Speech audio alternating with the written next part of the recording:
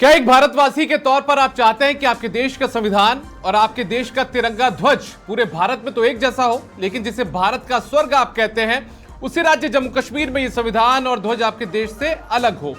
नमस्कार, प्रश्नकाल देख रहे हैं आप। आपके साथ मैं हूं दीपक व्यास। दरअसल ये सवाल आज आपसे मैं इसलिए पूछ रहा हूं क्योंकि जम्मू कश्मीर को अलग संविधान और ध्वज का अधिकार देने वाली जिस धारा 370 को 5 अगस्त 2019 को खत्म कर दिया गया था, अब उसी धारा 370 की बहाली के लिए जम्मू कश्मीर की सरकार ने एक प्रस्ताव पास कर दिया है। इसमें खास बात यह भी है कि नेशनल कॉन्फ्रेंस सरकार के इस प्रस्ताव का कांग्रेस विधायकों ने भी समर्थन किया है। धारा 370 की बहाली को लेकर कांग्रेस कुछ भी खुलकर बोलने से बचती आई है, लेकिन इस प्रस्ताव का कांग्रेस विधायकों के समर्थन करने के बाद अब भाजपा के निशाने पर कांग्रेस पार्टी आ गई है। राजस्थान के मुख्यमंत्री भजनलाल शर्मा से लेकर उद्योग मंत्री राज्यवर्धन सिंह राठौड़ समेत बीजेपी के तमाम राष्ट्रीय नेताओं ने भी कांग्रेस पार्टी पर हमला बोला है। लिहाजा आज प्रश्नकाल में चर्चा इसी मुद्दे पर करेंगे कि आखिर क्यों जम्मू कश्मीर को देश के बाकी राज्यों से अलग करने वाली इस धारा 370 को बहाल किया जाए। चर्चा की शुरुआत करें उससे पहले आपको सुनवाते हैं राजस्थान के मुख्यमंत्री भजनलाल शर्मा और उद्योग मंत्री राज्यवर्धन सिंह राठौड़ ने क्या कुछ प्रतिक्रिया इस फैसले पर की। हमेशा कांग्रेस ने धारा 370 को हटाने का विरोध किया है। नेशनल कॉन्फ्रेंस के साथ मिलकर धारा 370 को पक्ष में अपना काम किया है। कांग्रेस हमेशा आतंकवाद, अलगाववाद की स्थिति करती है।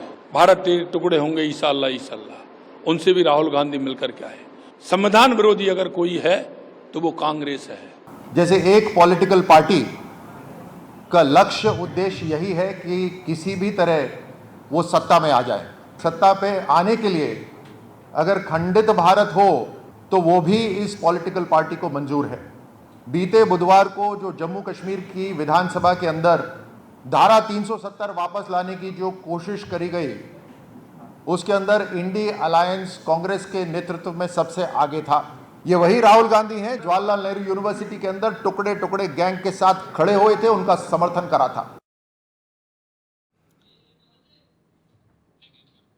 और इसी मुद्दे पर चर्चा के लिए हमारे साथ में कुछ खास मेहमानों का पैनल जुड़ चुका है। उनका तारुफ आपसे करवा देते हैं। हमारे साथ में जुड़ चुके हैं एकलव्य सिंह जी जो कि राजनीतिक विश्लेषक हैं।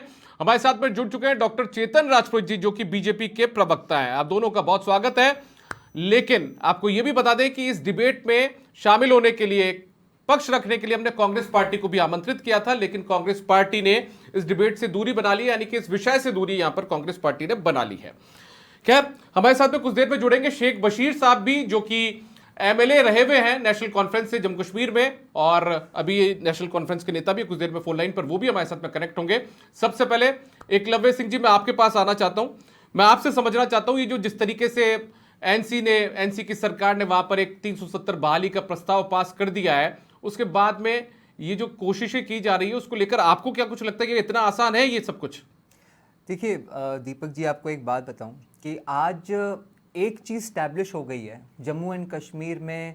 जब से ये सरकार बनी इतनी जल्दी, एक महीना भी अभी नहीं बीता, और एक चीज़ वहाँ पे स्टैब्लिश हो गई है आज कि ये तय है कि जम्मू एंड कश्मीर अभी फुल स्टेटहुड डिज़र्व नहीं करता है। यदि अगर इस तरह की गतिविधियाँ होंगी तो उससे एक मंशा साफ होती है कि जो एक भारत का अभिन्न अंग है कश्मीर। आप देखें कि ये बात तो सही है कि कश्मीर में किसकी सरकार बनेगी या कौन सी पार्टी की उस राज्य में सरकार बनेगी, ये इसका निर्णय तो कश्मीर की जनता कर सकती है, परंतु कश्मीर भारत का एक अभिन्न अंग है और इसका अधिकार और इसका निर्णय करने का यहाँ मैं राजस्थान में बैठ के मैं भी करूँगा, कोई जो अरुणाचल प्रदेश में भारतीय बैठा है वो भी करेगा, और एक तमिलनाडु में बैठा हुआ भारतीय भी उतना ही उसे अधिकार है जितना कि एक कश्मीरी को है। दूसरी बात जो मैं आपको बताना चाहूँगा, देखिए मतलब कहने का तात्पर्य ये है, आज आपने अभी बताया कि कांग्रेस जो है वो आपके इस डिबेट में ही शामिल नहीं हुई। देखिए इंपॉर्टेंट बात ये भी है कि ये कांग्रेस को अब समझने का समय आ गया है कि कश्मीर कोई गांधी वाड्रा प्राइवेट लिमिटेड की कोई निजी संपत्ति नहीं है। ये एक भारत माता का एक अभिन्न अंग है जिसे कोई भारत से अलग नहीं कर सकता। दूसरी बात आपको ये भी बताऊं कि आज जहां तक मैं समझता हूं कांग्रेस भी यह जानती है कि 370 को अब वापस से बहाल करना नामुमकिन है। जो मैं समझता हूं वो उनकी जो मंशा है वो प्रमुख रूप से दो चीजें हैं। एक तो ये है कि जो उनका, जिसको वो अपना एक तरह से वोट बैंक मानते हैं, उसको वो वापस से एक तरह से वू करके और वोट जिहाद करवाना चाहते हैं, क्योंकि कई राज्यों में उपचुनाव हैं और महाराष्ट्र में चुनाव है।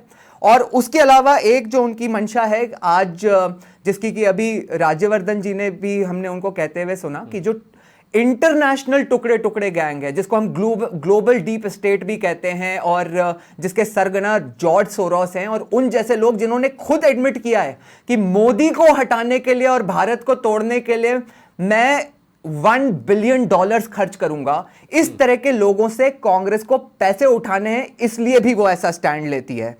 और आपको देखिए, मेरे पास शायद होगा, मैं आपको एक सेकंड में दिखा दूं। हाँ, ये आज की ही ये मिल गया मुझे, ये देखें, ये कांग्रेस के, अगर आपके कैमरामैन अगर जूम इन कर सके इसमें, ये जो है ये कांग्रेस के ऑफिशियल हैंडल से, ट्विटर हैंडल से ट्वीट करा गया एक ऐड है कर्नाटका कांग्रेस का, जिसमें उन्होंने वो जो नक्शा दिखाया है भारत का, उसमें जो कश्मीर का पोर्शन दिखाया है वो नक्शा दिखाया है जो कि पाकिस्तान दिखाता है। तो अनफॉर्चुनेट है कि आज कांग्रेस के स्पोक्स पर्सन यहां पे नहीं है, लेकिन यह मंशा साफ दिखाई देती है कि कश्मीर को लेके उनका क्या स्टैंड है। लेकिन उनकी जो मंशा है, मैं जहां तक समझता हूं, भारत की जनता और जो मौजूदा सरकार है वो उनकी मंशा को कभी भी पूरा होने नहीं देगी। ठीक है, डॉक्टर चेतन राजपूत जी, मैं डिबेट में आपको शामिल करना चाहता हूं। जिस तरीके से प्रस्ताव पास किया गया बुधवार को, उसके बाद में लगातार बीजेपी पार्टी हमलावर है। कांग्रेस पार्टी खुलकर इस पूरे मामले में कभी कुछ नहीं बोलती, जब से सुप्रीम कोर्ट की भी कुछ फैसले आए उसके बाद में खुलकर कांग्रेस पार्टी कुछ नहीं बोलती है। बीजेपी को क्या कुछ अंदेशा लगता है, बीजेपी को क्या कुछ लगता है, यदि धारा 370 की बहाली हो जाती है तो क्या दिक्कत आएगी कश्मीर के भीतर? दीपक जी, पहले तो मैं आपको क्लियर कर दूं, दुनिया की कोई ताकत, भारत की कोई ताकत धारा 370-35 से, जिसको माननीय प्रधानमंत्री जी ने कब्र में दफन कर दिया है, ये वापस नहीं आ सकती है। ये आप क्लियर कर लीजिए, माननीय प्रधानमंत्री जी ने भी कहा है। दूसरी बात, भारतीय जनता पार्टी का शुरू से एक मत रहा है, एक विधान एक निशान, जिसके ऊपर हमने बरसों बरस संघर्ष किया है। दो विधान दो निशान इस देश में चलने वाले नहीं है। ये कांग्रेस की पॉलिसी शुरू से थी धारा 370 को लेकर के, क्योंकि धारा 370 को कांग्रेस ने एक विशेष वर्ग का मत हासिल करने के लिए टूल के रूप में इस्तेमाल करती आ रही थी पिछले 65 साल में। भारत की जनता ने नजदीक से इनकी तुष्टीकरण की राजनीति को देखा है, और कांग्रेस का चेहरा, चाहे महाराष्ट्र हो, चाहे जम्मू कश्मीर हो, कर्नाटका हो, चाहे तेलंगाना हो, इनका चेहरा समय समय पर जनता के सामने। मैं एक बार आपको रोकूंगा बीच में। मेरे साथ में शेख बशीर साहब जुड़ चुके हैं, जो कि नेशनल कॉन्फ्रेंस पार्टी के वहां के लीडर हैं, और साथ में पूर्व विधायक वहां पर एक्स एमएलए रह चुके हैं जम्मू कश्मीर असेंबली में। शेख बशीर साहब, बहुत स्वागत है आपका। जी शुक्रिया। शेख बशीर साहब, मैं पहले आपसे ही समझना चाहता हूं, आखिर क्यों धारा 370 वापस चाहिए? जब पूरे देश की हम बात करते हैं तो आखिर जम्मू कश्मीर का संविधान, वहां का विधान, वहां का जो ध्वज है वो अलग क्यों हो पूरे देश से? देखिए, मैं पहले ये डिबेट का कुछ हिस्सा सुन रहा था। जम्मू कश्मीर में जब 1950 में कॉन्स्टिट्यूशन लागू हुआ तो जम्मू कश्मीर कॉन्स्टिट्यूशन के तहत एक प्रोविजन दिया गया जिसको आप स्पेशल स्टेटस कहते थे जी। उस स्टेटस की वजह से जम्मू कश्मीर के अंदर लैंड मैनेजमेंट हुआ, और उसकी वजह से जम्मू कश्मीर के अंदर आज आपको कोई लैंडलेस नहीं मिलेगा, ना कोई शेल्टरलेस मिलेगा। और इसकी वजह से जम्मू कश्मीर के अंदर जो स्टेट है, वो जो रूल्स एंड रेगुलेशन थे उनको इस्तेमाल किया गया। ये पूरे इंडिया में नहीं हो सका। आज यूपी के अंदर, बिहार के अंदर, उड़ीसा के अंदर, बहुत सी जगहों पर, मगरबी बंगाल में अगर लोग मकानों में रह रहे हैं तो उससे दुगने लोग सड़कों पे रह रहे हैं, उन्होंने अपनी छत देखी नहीं है। यूपी के अंदर बड़ी बड़ी पाइपों में रह रहे हैं। तो आप ये बताइए, वहां 370 नहीं था तो वहां क्यों नहीं मैनेजमेंट हो पाया? जम्मू कश्मीर के अंदर ये जो 3 स्पेशल स्टेटस था जम्मू कश्मीर में, जिस तरह नॉर्थ ईस्टर्न स्टेट्स में भी स्पेशल स्टेटस है और यहाँ भी थे, यहाँ से क्यों इनको ये इस जम्मू कश्मीर के लोगों के साथ जिद है? इसके साथ तीसरी बात मैं करना चाहता हूं कि जम्मू कश्मीर को था तो इसका ताल्लुक यूपी बिहार उसके साथ क्यों इलेक्शन के दौरान इसकी मार्केटिंग की गई। इसका जो बीजेपी का एजेंडा था, बीजेपी का एजेंडा है हिंदू मुसलमान, बीजेपी का एजेंडा है तकसीम करना। उस एजेंडे पे चल के इन्होंने 10 साल तो कर लिए। अब चूंकि आने वाले वक्त में जो 2024 का इलेक्शन है बीजेपी को भी पता लग गया। लेकिन शेख बशीर साहब सवाल तो इसलिए भी उठेगा, शेख बशीर साहब सवाल तो इसलिए भी उठेगा कि जब मैंने मेरे सवाल की शुरुआत आपसे की, आखिर जब हम देश का हिस्सा जम्मू कश्मीर को मानते हैं, जब हम कहते हैं कि भारत का स्वर्ग है जम्मू कश्मीर, तो उसी जम्मू कश्मीर में अलग से जो झंडा है वहां पर वो क्यों अलग हो, तिरंगा वहां पर क्यों नहीं फहराया जाए, वहां पर संविधान अलग क्यों हो, जब एक देश एक विधान की बात होती है। तो पहली चीज मुझे बताइए, कब जब जम्मू कश्मीर में कब तिरंगा लहराया नहीं गया, कब जम्मू कश्मीर अलग था? जब महाराजा हरि सिंह ने विलय किया तो जम्मू कश्मीर इंडिया का हिस्सा बना। कॉन्स्टिट्यूशन के तहत ये प्रोविजन अभी नॉर्थ ईस्टर्न स्टेट में भी है और यहाँ भी है। तो पहली चीज ये है कि इसको पॉलिटिक्स के साथ जब जोड़ते हैं तो पहली चीज ये लोगों के खिलाफ नहीं था, जम्मू कश्मीर के लोगों के हित के लिए था। बीजेपी को पसंद नहीं था, उन्होंने मेजॉरिटी का फायदा उठा के इसको खत्म किया। तो जो साथी बोल रहे थे कि सारी जिंदगी तो बीजेपी ने रहना नहीं है, एक वक्त आएगा। ये कॉन्स्टिट्यूशन के तहत आप लोगों ने भी क्या एक लॉलीपॉप देने की कोशिश की जनता को? ठीक है, हटा तो आप भी, मतलब इसको जो धारा 370 उसकी बहाली तो आप वैसे भी नहीं कर सकते हैं केंद्र सरकार की अनुमति के बिना। जरूरत है। और मैं आपको बताऊं, पहले सुन लीजिए मेरी बात। हाँ सुनाइए। जम्मू कश्मीर के लोगों की एस्पिरेशन को ये एड्रेस करता है। ये कुछ तबका है, ये जो बीजेपी का एजेंडा है, धर्म के नाम की राजनीति करते हैं और हम उसके जम्मू कश्मीर के अंदर सेकुलरिज्म की बात करते हैं। जम्मू कश्मीर ठीक है, मैं शेख बशीर साहब आपको पूरा वक्त दिया। मैं चाहता हूं कि आप इस डिबेट में बने रहिए। फोन लाइन पर मेरे साथ में एकलव्य सिंह है, ये राजस्थान के राजनीतिक विश्लेषक है, काफी पकड़ है इनकी राजनीतिक विषयों पर, वो आपके बातों पर प्रतिक्रिया देना चाहते हैं। एकलव्य जी देखिए, मैं एक बात कहना चाहता हूं कि जिस स्पेशल स्टेटस की ये बात कर रहे थे, उस स्पेशल स्टेटस में जो दलित हैं, उसी जम्मू एंड कश्मीर में जो दलित हैं, SC ST, क्या यह सही नहीं है कि उस स्पेशल स्टेटस के अनुसार उनको सिर्फ वहां पे एक स्वीपर यानी कि झाड़ू लगाने वाले की सरकारी नौकरी मिल सकती है? क्या ये सही नहीं है? आप मेरी पूरी बात सुन लें, उसके बाद आप एक साथ जवाब दे दीजिएगा। क्या ये सही नहीं है कि वहां के मुख्यमंत्री भारत का झंडा लगाने की जगह अपनी गाड़ी पे जम्मू एंड कश्मीर का झंडा लगा के घूमते रहे? क्या यह सही नहीं है कि अगर कोई कश्मीरी लड़की यदि किसी नॉन कश्मीरी से शादी कर लेती है तो उसको अपने प्रॉपर्टी का अधिकार त्यागना पड़ता है? क्या यह सही नहीं है कि वहां के जो अगर सरकार में कोई भी स्कैम्स या घोटाले होते हैं तो उस पे वहां की सरकार की परमिशन के बिना ED या CBI वहां पे जांच नहीं कर सकते? तो ये कोई फारूक अब्दुल्ला जी या उमर अब्दुल्ला जी की प्राइवेट लिमिटेड कंपनी थोड़ी है कश्मीर। वहां पे भी वही कानून चलेगा ना जो पूरे देश में चलता है। बीजेपी की भी प्राइवेट लिमिटेड कंपनी नहीं है, बिल्कुल नहीं है, जो लेकिन इस देश की है। इस देश का अभिन्न अंग है कश्मीर, और जो कानून पूरे देश में लागू है वो वहां भी होगा। मेरी बात सुन लीजिए। जब जम्मू कश्मीर के अंदर बीजेपी और PDP ने हुकूमत बनाई तो बीजेपी ने भी ये झंडा लगाया। आपने देखा नहीं होगा, बीजेपी के जो डिप्टी चीफ मिनिस्टर थे वो भी झंडा ये लगा रहे थे। देखिए, आप क्यों भूल गए? मैं बताता हूं आपको। जब मोदी जी ने PDP के साथ एक वो किया, कंप्रोमाइज किया, तो सामने वही झंडा था। आप क्यों भूल रहे हैं? पहली चीज यह है कि आपको जम्मू कश्मीर के लोगों के साथ जिद है तो करते रहिए। जम्मू कश्मीर के लोगों को हक है अपनी बात करने का। नहीं, जम्मू एंड कश्मीर के लोगों को यह अधिकार। एक बार एकलव्य जी, चेतन जी कुछ बोलना चाहिए। चेतन जी, धारा 370 की यदि बहाली हो जाती है तो क्या कुछ दिक्कतें सामने आएगी? बीजेपी के प्रवक्ता है चेतन राजपूत जी, वो बताएंगे। बताइए चेतन जी। मैंने पहले ही बोला आपको, ये कब्र में दफना दी है। दुनिया की कोई ताकत, भारत की कोई ताकत इसको वापस नहीं ला सकती, पहली बात है। दूसरी बात, ये क्या कह रहे थे, जिन्होंने दफनाया है, अब उनको दफनाना है, फिक्र मत करिए। कश्मीर की जनता के साथ झूठ बोलकर इंडी गठबंधन ने वोट हासिल किए हैं। इनके हाथ में ही नहीं था धारा 370 हटाना, 35 हटाना इनके हाथ में नहीं है। ये जो इंडी गठबंधन कहते हैं ना, इनको शर्म आती है बचाने के लिए मैदान में विधानसभा में पहली बात। दूसरी बात, ये किसके विरोधी है बताऊं आपको? ये वही लोग हैं जिन्होंने 5 लाख कश्मीरी पंडितों को एक रात में कश्मीर से भगाया था। ये वही लोग हैं जो ST SC आरक्षण का विरोध करते हैं। ये वही लोग हैं जो बकरवालों के आरक्षण का विरोध करते हैं। क्योंकि इन्होंने 65 साल तक मलाई खाई है, मलाई लूटा है हाँ। कश्मीर को इन लोगों ने, और लूट इनकी 10 बंद साल हुई में है। आप वापस- आप 10 साल से ये हुकूमत कर रहे थे, फारूक, वापस क्यों ये नहीं किया? अब्दुल्ला परिवार और मुफ्ती परिवार की जागीर नहीं है। ये भारत का लोगों अभी नंगा, mandate भारत के है। हर नागरिक का कश्मीर पे आपको उतना ही ये अधिकार है लोगों का जितना mandate है, कश्मीर सुन के नागरिक का है। ये पहले झूठ सुन और लीजिए, फरेब की जम्मू राजनीति कश्मीर आपकी के खत्म हो लोगों का गई है। mandate है, majority आप लोगों का लोगों के mandate है, चेहरे समझ आना बेनकाब चाहिए हो गए भारत की जनता के सामने।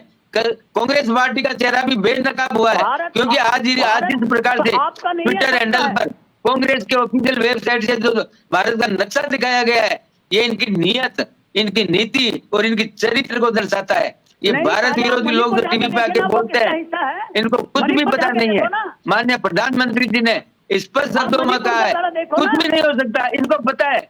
दीपक जी, इनको पता है कुछ नहीं हो सकता। ये झूठ बोल के जनता के मत लेके आए हैं, जनता के आप बीच में झूठ जाते हुए बोल के- डर रहे हैं, आप- इसलिए फेस सेविंग के लिए ये विधानसभा में इस प्रकार के लेकर आते हैं एजेंडा। इनको पता है 11,370-35 जब नहीं आ सकती, ये इतिहास बन गया हिंदुस्तान का। 65 साल तक इन्होंने यही तो किया था, कश्मीर को लूटा तो लूटा। इन्होंने ठीक है, जनता के साथ ठीक भी है। मैं विश्वासघात किया सिर्फ एक कश्मीर की छोटा सा जनता सवाल के साथ। पूछना चाहता हूं एक बार दीपक चेतन जी, जी। एकलव्य जी कुछ बोलना दीपक चाह रहे जी, हैं, उसके बाद में मैं शेख बशीर साहब के पास जाऊंगा। बस एक छोटा सा सवाल पूछना चाहता हूं कि यदि अगर कोई देश विरोधी ताकतें अगर कश्मीर में पैसा खर्च करके और वहां पे लोगों को पत्थर फेंकने के लिए मजबूर करना चाहती हैं, और या फिर वहां पे मतलब देश के खिलाफ ही आवाज उठाने के लिए लोगों को पैसे देती हैं, तो क्या इस देश की संस्था एनफोर्समेंट डायरेक्टरेट को यह अधिकार होना चाहिए कि नहीं कि वो वहां पे इन्वेस्टिगेशन करे? 370 अगर होगा तो यह अधिकार नहीं होगा, और इसलिए 370 वहां पे नहीं हो सकता। शेख बशीर साहब सुन रहे हैं आप? मेरी बात सुन लीजिए, झूठ बोलने में कोई हर्ज नहीं, झूठ बोलने में इनको मेडल देना चाहिए। जम्मू कश्मीर में किसने रोका? जम्मू कश्मीर के अंदर एक इशू के ऊपर 35 साल से 10 साल से ये कर रहे थे। आपका मुंह उस अहमद समय रोक बंद पाए। क्यों हो जाता जब 5 लाख कश्मीरी पंडित कश्मीर आप छोड़ के झूठ गए? बोलने में आप माहिर क्यों हैं, नहीं कोई बोले बात उस समय? नहीं। उस समय आपके मुंह में आपको दही जम्मू जम गया कश्मीर था। के साथ क्या लेना देना? आप क्यों नहीं आपको जम्मू बोले? कश्मीर के जो है ना क्योंकि पॉलिटिक्स करना है, कर क्योंकि आप दीजिए। लोग मिले हुए थे, आप लोग थे। ठीक है, एक बार चेतन जी इनके जवाब सुन लेते हैं, उसके बाद में आप अपना सवाल वापस से कर लीजिएगा। एक बार शेख बशीर साहब कुछ बोलना चाह रहे थे, बताना चाह रहे थे, बताइए शेख बशीर साहब। देखिए मैं आपको बताता चाहूँ कि जम्मू कश्मीर का जो स्टेटस था वो कॉन्स्टिट्यूशन के तहत था ना। ठीक है। कॉन्स्टिट्यूशन के अंदर प्रोविजन था ना। तो 70 साल या 72 साल जो हुआ है, मैं बताता हूँ आपको कि जम्मू कश्मीर के इस वजह से कोई लैंडलेस नहीं है, कोई हाउसलेस नहीं है। ठीक है, मैंने बोला, मैंने आपकी बात सुनी कि लोग पाइप में नहीं सोते हैं। मैं इनकी इस पॉइंट पे दीपक जी एक बहुत ही आपको एक टेक्निकल पॉइंट बता देता बता हूं। दीजिए। ये जिस स्पेशल स्टेटस की बात कर रहे हैं ना, वो स्पेशल स्टेटस उसके लिए कॉन्स्टिट्यूशनल अमेंडमेंट चाहिए होता है, और कॉन्स्टिट्यूशनल अमेंडमेंट का इस देश में एक प्रोसेस बना हुआ है। कैसे दिया गया? एक 35A का प्रेसिडेंशियल ऑर्डर पास करके, और वहां पे जैसे कि मतलब बिना उस प्रोसेस को फॉलो किए गए और इसको संविधान में घुसा दिया गया, और इसीलिए आज ये प्रेसिडेंशियल ऑर्डर से ही 35A को रिमूव करके और इसको रिवोक कर दिया गया। ये जो तरीका होता है कॉन्स्टिट्यूशनल अमेंडमेंट बना के और इनको स्पेशल स्टेटस देने का, वो फॉलो ही नहीं किया गया था। ठीक है, अब शेख बशीर साहब, मैंने आपकी बात सुन ली कि कोई शेल्टरलेस नहीं है, कोई लैंडलेस नहीं है वहां पर पाइपों में। आप जो बिहार की बात कर रहे हैं, आप उत्तर प्रदेश की बात कर रहे हैं, आप अरुणाचल की बात कर रहे हैं, आप जिस भी देश के दूसरे राज्यों की बात कर रहे हैं, वहां पर आप कह रहे हैं कि लोगों के पास खुद की छत नहीं है, घर नहीं है, आशियाना नहीं है।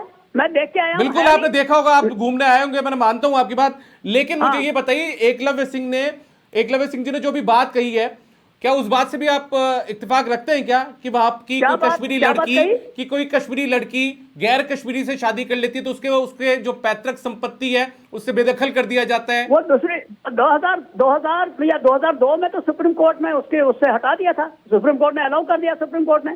ठीक है, आपको जो हटाने की बात है, छोटे छोटे इश्यूज लेके जब आप पूरी चलते बात हैं, पूछिए। वही कश्मीरी लड़की अगर पाकिस्तान के लड़के से शादी कर लेती है तो पाकिस्तान के लड़के को अधिकार मिल जाता है कश्मीर के अंदर बसने का। मेरी बात सुन लीजिए इनको आप। हेलो, हाँ बताइए शेख बशीर साहब बोलिए। मैं आपको बताता हूं कि ये क्या हिस्ट्री नहीं बनी है कि जब आपने 5 अगस्त 2019 को 3 चीफ मिनिस्टरों को डिटेन करके जम्मू कश्मीर को 1 साल तक जेल खाना बनाया? ये कौन सा रूल है, कौन सा कानून है? किस तरह आपने करा? कम से कम जम्मू कश्मीर के लोग क्या भेड़ बकरियां हैं? जिस आपने कम से कम कॉन्स्टिट्यूशन ये की नहीं ये करा बात कर कि रहे भेड़ बकरे हैं, हैं। उसी कॉन्स्टिट्यूशन में इसी स्पेशल स्टेटस के बारे में लिखा हुआ है कि 370 is a temporary provision. Nehru ji ने, जवाहरलाल नेहरू ने खुद कहा था कि एक दिन 370 धीरे धीरे घिस के खत्म हो जाएगा, तो हो गया खत्म। आज ये क्या लेकिन मतलब ये उसने इस ये तरह भी की कहा बात था कर रहे हैं कि आप ये कोई एक साल परमानेंट के लिए- चीज थी, एक साल उसी पहले कॉन्स्टिट्यूशन आपने में ये लिखा नहीं हुआ कहा है कि ना। इसको जेल खाना बनाएंगे। आपने ये नहीं कहा था, उसने ये नहीं कहा था कि जेल खाना बना के करना। उसमें प्रोविजन था कि जम्मू कश्मीर की असेंबली के रेजोल्यूशन के ऊपर या उसकी इजाजत कैसे करना था। नहीं, क्या उन्होंने उसका ये कहा आपने था इस्तेमाल कि स्टेटस को हटाया नहीं जा और उसका सकता? इस्तेमाल किया आपने, वो प्रोविजन इस्तेमाल किया। उसी के अंदर पढ़ो, आप अनपढ़ हो, पहले पढ़ो वो प्रोविजन। ये सर देखिए देखिए राहुल शेख बशीर साहब, बहुत ही दरख्वास्त है मेरी आपसे, बहुत शालीनता से दरख्वास्त आपसे कर रहा हूं, थोड़ा शब्दों की मर्यादा का ध्यान रखें आप। नहीं, मैं बोल रहा हूँ, लेकिन ये पहले पढ़े उसको, प्रोविजन क्या था, उसके अंदर प्रोविजन क्या ठीक था है, अच्छी हटाने बात है, का। आपने नसीहत दे दी, आपने पाठ पढ़ा दिया पढ़ने का, वो पढ़ भी हाँ। लेंगे, हाँ, लेकिन थोड़ा भाषा की गरिमा का ध्यान रखिए, ओके। मर्यादा का ध्यान रखिए, मेरा निवेदन है, दरख्वास्त है आपसे। बात कर कुछ करना चाह रहे हैं तो आप कर लीजिए, क्योंकि फिर उसके बाद में मैं वापस से एकलव्य सिंह जी के पास जाऊंगा। आप कुछ बताना चाह रहे थे? जी जी, पहली चीज यह है, जम्मू कश्मीर के लोगों का जो मैंडेट है उसको ऑनर करना चाहिए, बस। ठीक है,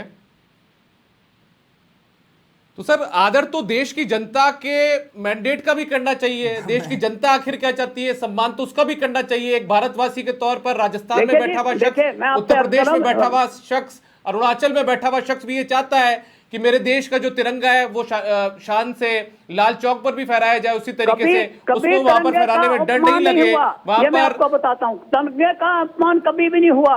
नॉर्थ ईस्टर्न स्टेट में आज मणिपुर में क्या हो रहा है, वहां क्या करना चाहते हो आप? वहां तो आप सवाल नहीं पा रहे हो। यहाँ इसी तरह नॉर्थ ईस्टर्न वहां पे ये भी जाना, प्रॉब्लम है, वहां तो पे क्या ये भी करना एक भारत का हर नागरिक ये चाहता है, हिंदुस्तानी ये चाहता है कि अलग से एक आपका झंडा वहां पर नहीं हो, वहां पर 6 साल में चुनाव कराने का प्रावधान नहीं हो, ऐसी व्यवस्था तो हर आदमी डिस्कशन- चाहता है ना सर। जब प्रावधान ऑफ डिस्कशन है वो क्यों नहीं है?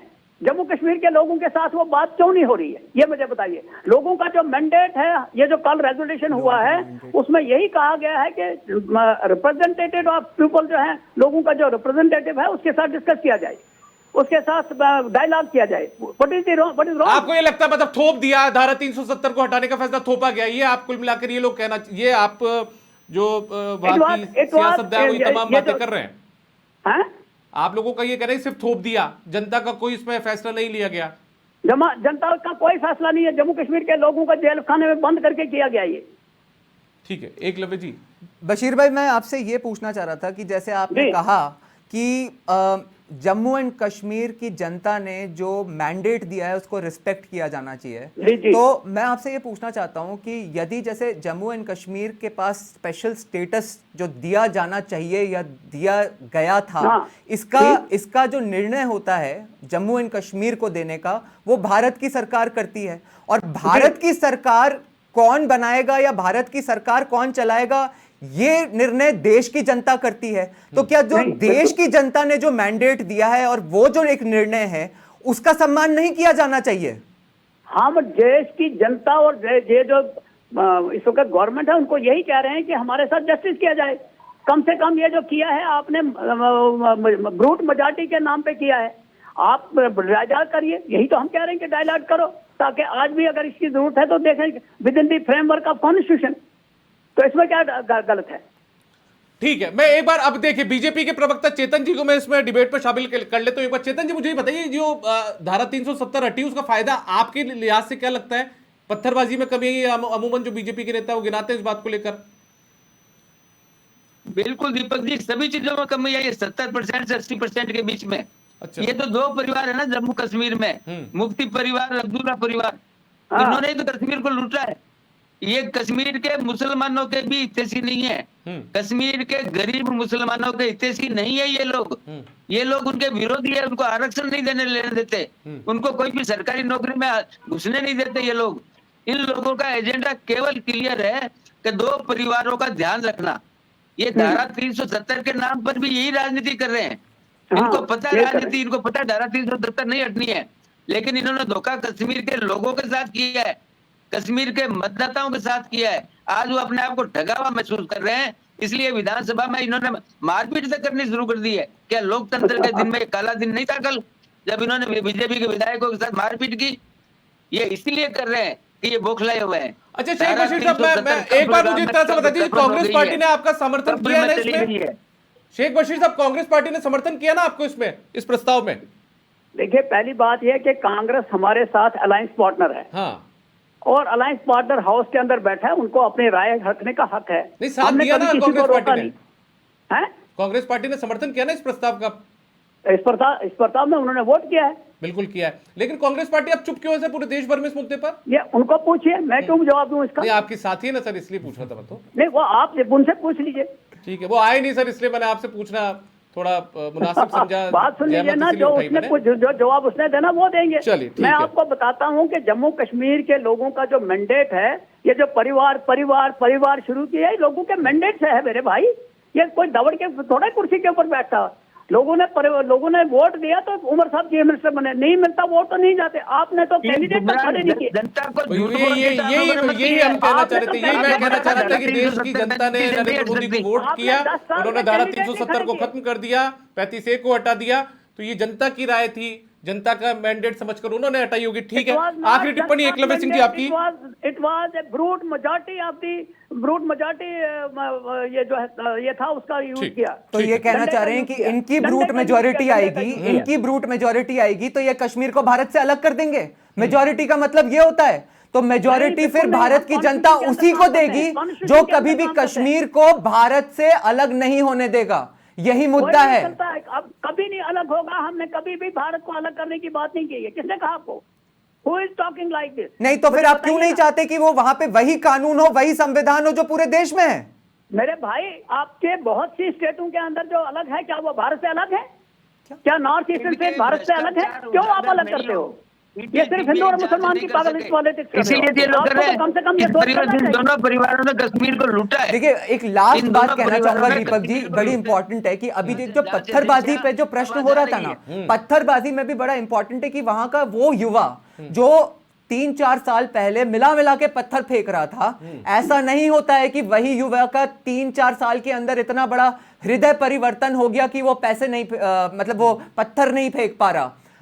हुआ यह है कि 370 हट जाने के बाद वहां की जो एंटी नेशनल पॉलिटिकल फोर्सेस हैं, उनके पास वो पैसा नहीं पहुंच पा रहा जो दिया जाता था इन लोगों को पत्थर फेंकने के लिए। बीजेपी ने कैंडिडेट क्यों नहीं खड़े किए, ये मुझे बताइए। चलिए ठीक है, बस वक्त की कमी है। आप सबका बहुत शुक्रिया। शेख बशीर साहब, नेता नेशनल कॉन्फ्रेंस, पूर्व विधायक, आपका बहुत शुक्रिया। साथ में डॉक्टर चेतन राजपूत जी, बीजेपी प्रवक्ता, आपका भी बहुत शुक्रिया। एकलव्य सिंह जी, राजनीतिक विश्लेषक, आपका भी बहुत शुक्रिया। तो कुल मिलाकर आज के प्रश्नकाल में इतना ही, लेकिन बड़ा सवाल यही है कि आखिर एक देश एक विधान की बात होती है तो फिर आखिर जम्मू कश्मीर का अलग झंडा और अलग संविधान क्यों हो? फिलहाल प्रश्नकाल में इतना ही, इजाजत दीजिए।